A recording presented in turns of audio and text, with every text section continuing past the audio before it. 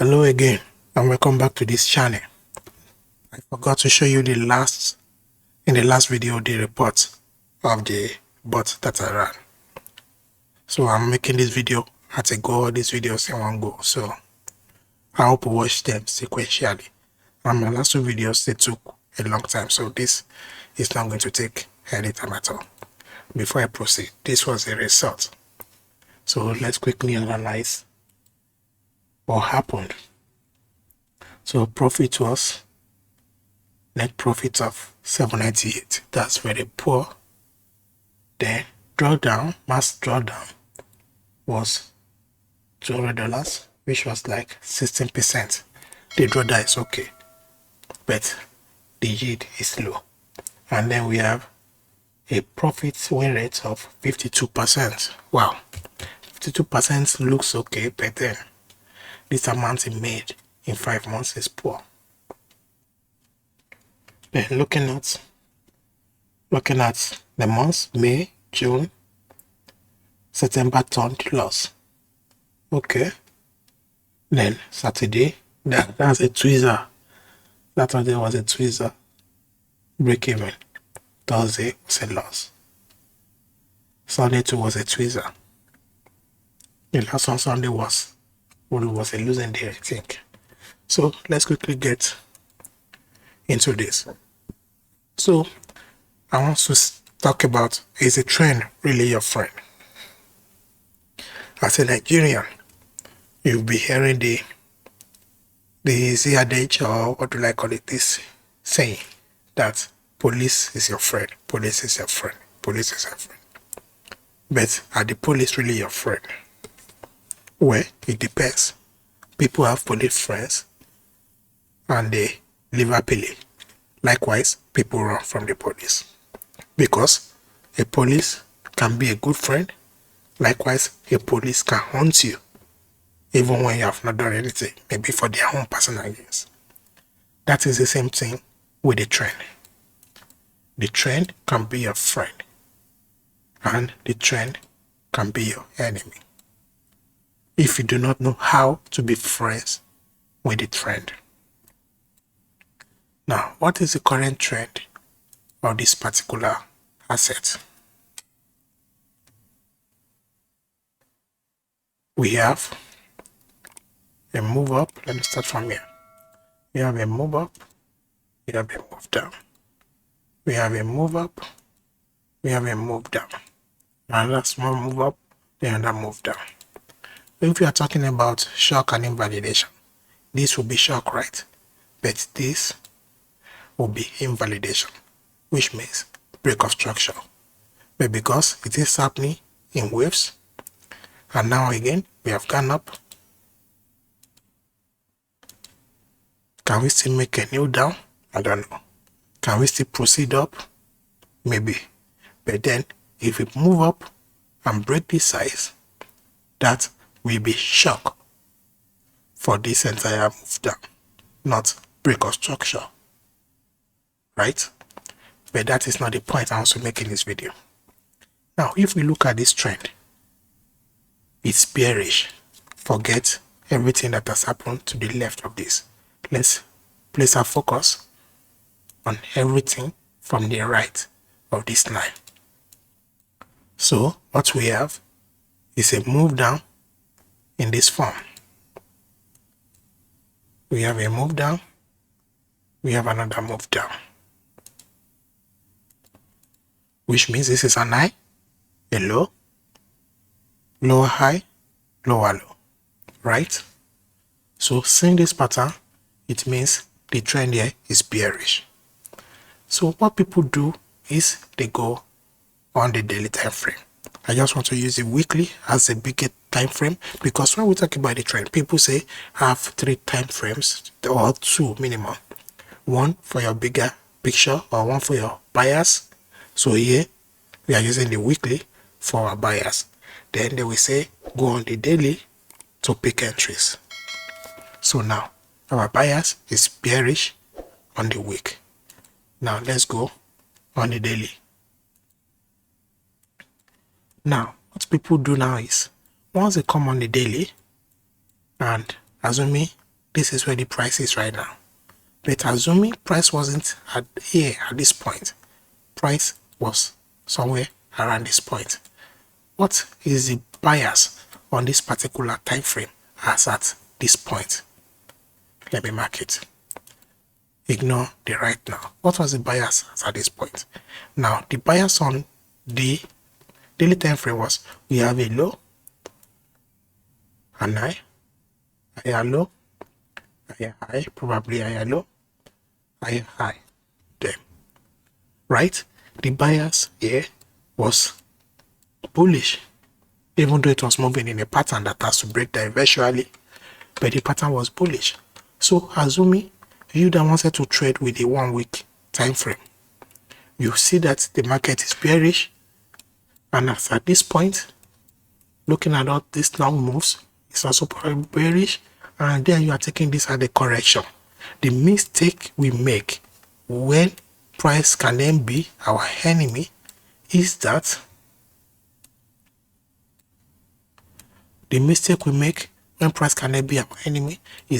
we mark out supplies like this. This chart is not even decent enough to use. We mark out supply like this, and we expect ourselves to short every supply that we see along the way. This is why I say this price is not decent to use, because along this line we don't have any supply. But what I want to talk about has to do about taking counter trades. So let me go on the 4 hour and see if I will find what I'm looking for.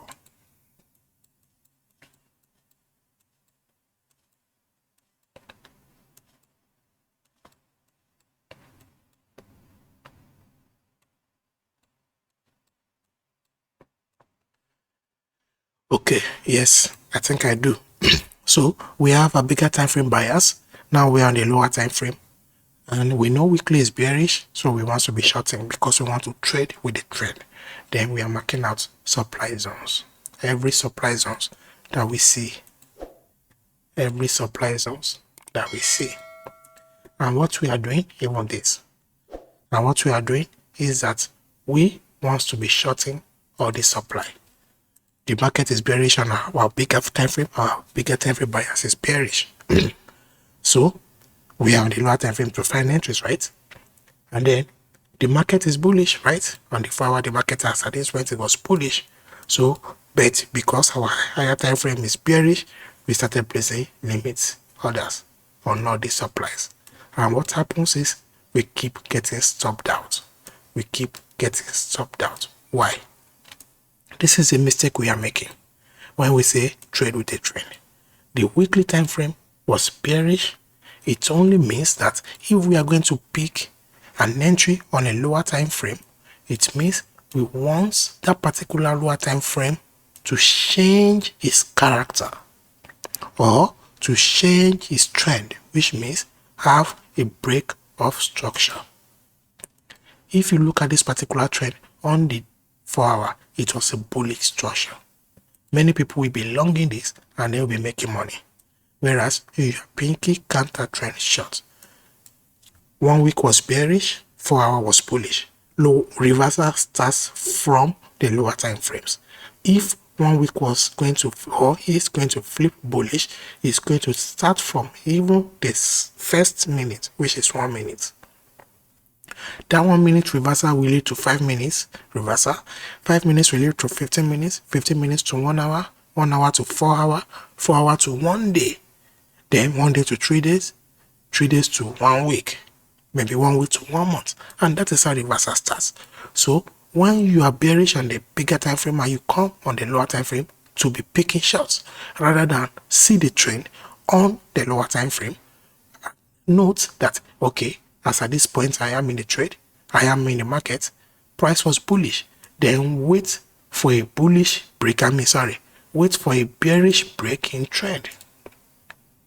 Wait for the market to flip structure and go in line with your higher time frame bias, which means if 1 week is bearish, as you can see from this move down, this was a pullback, right? Even in bear markets, we have rallies. These are the rallies. So you just have to wait for a bearish break of structure on the 4-hour. And once that happens, once you spot that, then you want to find your sniper entry. Not just by placing limits on every supply on lower time frame, thinking the market will reverse from there. No, the weekly time frame has its own supply, right? But then once price approaches that, it may turn and it may not turn. So, and for price to approach that supply, price has to be bullish on some time frames. So if you are going lower to pick shots, then you want to wait for price to flip bearish at first. Now look at this imbalance here. We had an imbalance at this point, which showed a very big momentum from the bears. Price rallied down really quick. This, if you watch my tops and bottom video, you will see that this point was no bottom. Price went back there. Some people will take this as breakout structure. I don't understand why. Even though sometimes it works, everything works in this market. It just be lucky or just plan your risk and have good psychology. That's all. So market was bearish. Sometimes some people will expect market to retest the origin of a bearish move, which never happened. But then price pulled up, then pulled back down again. It came back, take out this size, liquidity above, took it out, only to then continue to the downside. But the first thing you want to see before picking shots is to see that the trend on the lower time frame aligns with the trend that you pick your buyers from. So when the two trends are now aligned and moving in the same direction, that is when the trend will be your friend. Not that when the trend, okay, let me see if I can get a better shot. This chart, I don't understand. Can I use Nasdaq? Okay, as we can see on Nasdaq is even bearish as at this point. Okay, where do I start? Okay, Nasdaq generally was bearish, but I do not want to look at the general structure. I just want to pick. Okay, let me pick from here. From this point to this point, Nasdaq was bearish. So let's say we came into the market at the start of this day or the next day, and then we want to trade, and we see that the market was bearish. So what did we do, or what do we have to do? Was this that point? Okay, now see, yes, we came into the market at this point. Now here we have a supply, right? This is not enough data.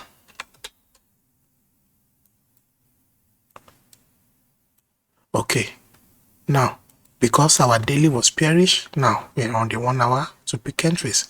We see a supply that we want to short. Even this is still not enough data because there is no bullish break of structure. So if you pick these shots, you are not wrong. I'm looking for somewhere where the trend has clearly shown that it is bullish.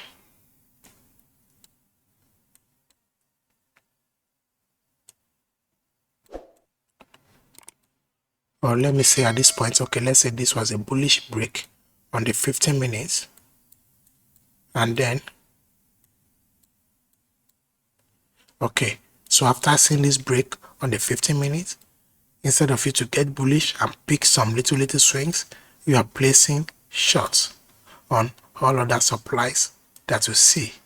That means you are trading against the trend. And what is the trend? The bullish trend on this particular 15 minutes. For you to come here to pick entries means you want to see what the price is doing on that particular time frame. Because daily is bearish does not mean that 15 minutes cannot be bullish. And most times 15 minutes bullishness will take out the daily bearishness. The reversal will start from 15 minutes. So that is a wrong way of trading with a friend. That way the trend will just be your enemy. So the best way to trade with the trend is to watch for invalidations on the 15 minutes. Let the 15-minute zone flip bearish. If that is a bearish break, then you want is to maybe hunt liquidities or come back into supply. And as you can see, the moment this broke this size, you might assume bullish bias, but then we had this change of character here, broke, retested, and what happened? Price started dropping. So once you see this move, and you know the market may be manipulated, or rather this can even be a change of character, because if we look at this move up, it was happening with little tops and bottoms. So this a change of character taken out, this whole trend got corrected for, then this was another, and what happened? Price has changed back to being bearish. So now you want price to come into a point either here or the topmost one, point of interest, where you will like to pick your trades from. So that is how to trade with the trend. Identify what the higher time frame is doing, then go on the lower time frame to make sure that the lower time frame is doing the same thing the higher time frame is doing. If it's not doing the same thing, like weekly is bearish but daily is bullish, and then you are just placing short because you think higher time frame has the most precedence, that is your one way ticket to liquidation or to get a bounce. So it's as simple as that. That is a way you can trade with the trend, and then the trend will reward you. But if you are trading against the trend on the lower time frame, thinking you are trading with the higher time frame, then you will be burnt. So that is the message on trading with the trend. Thank you for watching.